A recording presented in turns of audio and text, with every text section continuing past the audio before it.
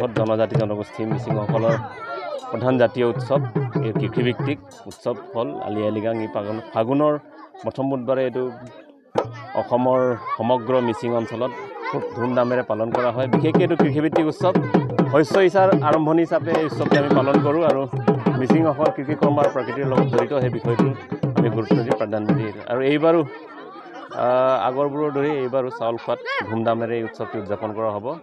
19 তাৰিখৰে এই উৎসৱটি সমজুৱাভাৱে ৰাইজে সকলোৱেই ৰেঙামলত্তা ক্ষেত্ৰতে উপস্থিত হৈ সকলোৱে ঐনিতম গুমৰাগৰ নৃত্যৰে মুখৰিত কৰি সেইদিনাখন উলহ-মালহেৰে উদযাপন কৰা হ'ব।